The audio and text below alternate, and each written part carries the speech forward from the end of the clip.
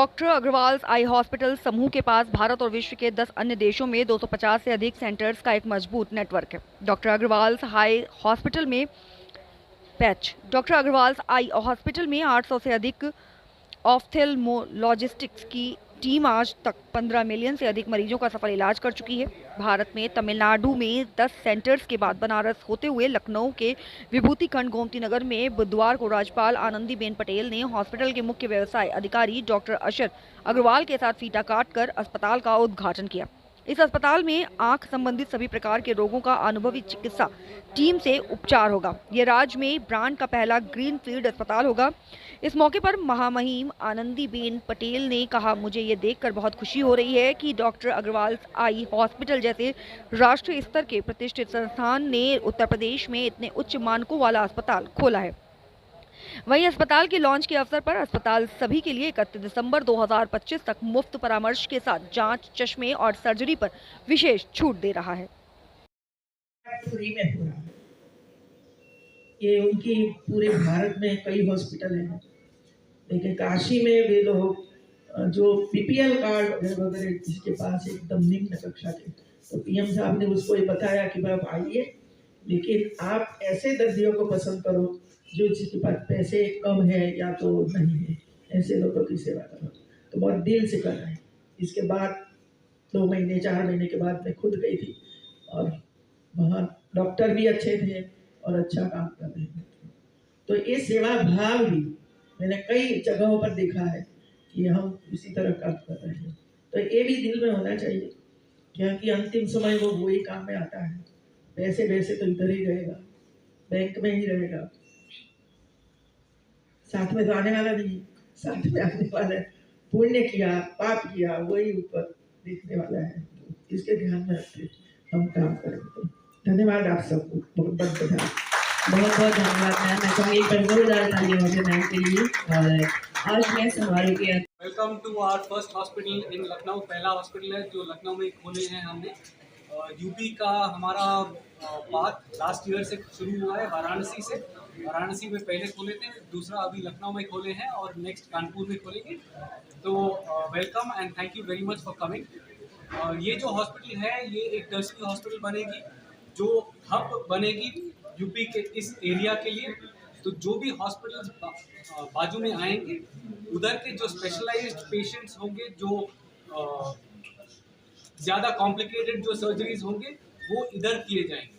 हर hospital में surgical facility होगी, but थोड़े फैसिलिटीज होते हैं जो एडवांस्ड होते हैं, वो ये हॉस्पिटल में किए जाएंगे और इस पार्ट ऑफ यूपी के लिए ये हब बनेगा।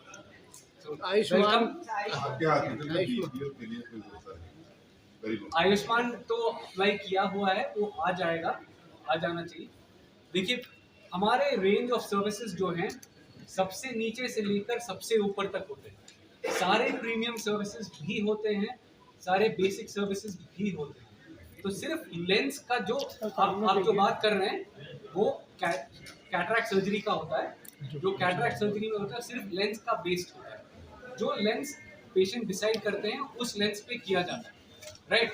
तो बिल्कुल बेसिक लेंस से लेकर सबसे प्रीमियम लेंस सारे लेंसेज किए जाएंगे इधर। तो उसमें कोई दिक्कत नहीं है।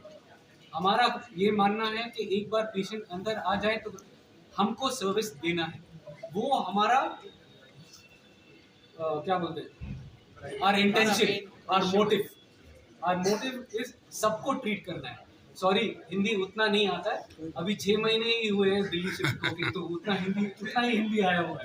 थोड़े और 6 महीने हो जाएंगे तो और हिंदी आ जाएगी। सर यूथ में इन दिनों देखा जा रहा है सबसे ज्यादा आंखों की दिक्कत हो रही है, उनका यूथ पहुंच गए हैं पहले हर सवाल प्रमुख कारण क्या हो सकता है और छोटे छोटे बच्चों में भी ये समस्या उनको बता दें तो डॉक्टर अंकित, तो बच्चों में बहुत से कारण हैं कि जिनके कारण से जो है उनकी रोशनी कम हो रही है, चश्मे की आवश्यकता बढ़ रही है। और उसमें से एक मुख्य कारण है हमारा डिजिटल स्क्रीन्स, और उसमें से भी खासकर जो नज़दीकी स्क्रीन्स होते हैं जैसे कि हमारे फ़ोन, आईपैड, ये ज़्यादा प्रभावित करते हैं बच्चों की रोशनी को। तो इसीलिए जो है बच्चों में, जैसे कि अभी माननीय गवर्नर साहिबा भी थी इधर, उन्होंने भी ये बताया कि बच्चों की जांच करना, बच्चों का ध्यान रखना बेहद ज़रूरी है। बच्चों की जो रोशनी होती है बहुत सेंसिटिव होती है और 8 साल की उम्र तक उनकी रोशनी बनती है। तो उस समय में बहुत जरूरी है कि बच्चे साफ देखें।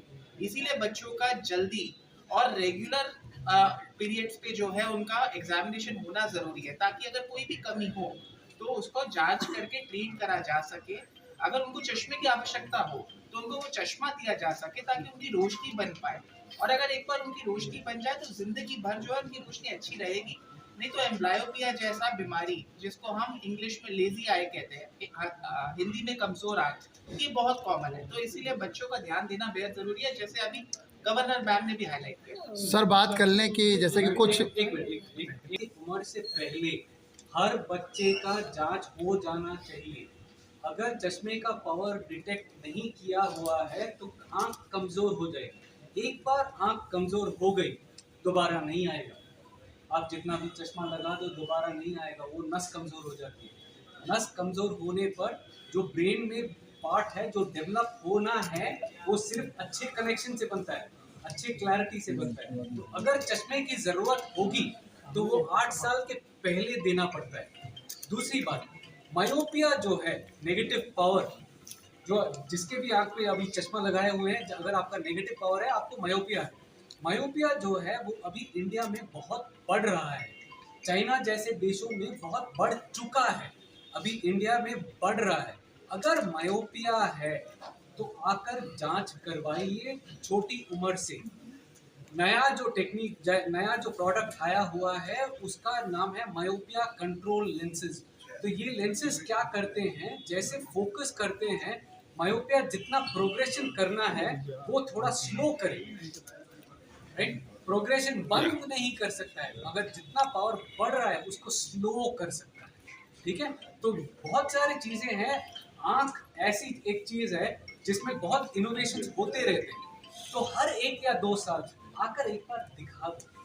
अगर पावर है, अगर कोई बीमारी है, अगर डायबिटीज है, अगर मोती है, अगर मोती शुरू हुआ है, आके एक बार दिखा दो। 1 साल में, 2 साल में एक बार दिखा दो। वो फ्रीक्वेंट चेकअप बहुत इंपॉर्टेंट होते हैं, बिकॉज जो नेक्स्ट इनोवेशन आएगा आपको पता नहीं कब आएगा, हमको पता है, राइट। सर बात कर ले पिगमेंटोसा का, retinitis pigmentosa is a very progressive disorder. उसका कोई इलाज नहीं है। ध्यान से अच्छे से दिख रहे हैं तो हम मैग्नीफाइंग ग्लास, स्पेशल इंस्ट्रूमेंट्स देते हैं जिससे वो छोटी चीज बड़ी दिखे पेशेंट को, तो जो उसकी रोशनी कम है उसके साथ भी वो नॉर्मल सामान्य जीवन जी पाए। ये एक बहुत बहुत एडवांटेजेस चीज होती है जो नॉर्मल इंसान पढ़ नहीं पा रहा है, काम नहीं कर पा रहा है, इस लो विजन एड्स के द्वारा अपनी नॉर्मल जिंदगी जी पाता है, जो उसके लिए एक वरदान की तरह होता है। इसका प्रचार जब भी हो तो उसमें पूरी जांच मुफ्त होगी, उसमें किसी प्रकार के पैसे नहीं लिए जाते मुफ्त जांच में, ठीक है। तो और समय समय से हम शिविर भी लगाते रहते हैं।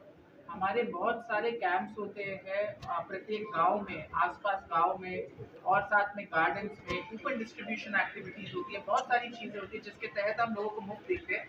हम चाहते हैं कि हम ज़्यादा से ज़्यादा लोगों तक पहुंच पाए और ज़्यादा से ज़्यादा लोगों का इलाज कर पाए।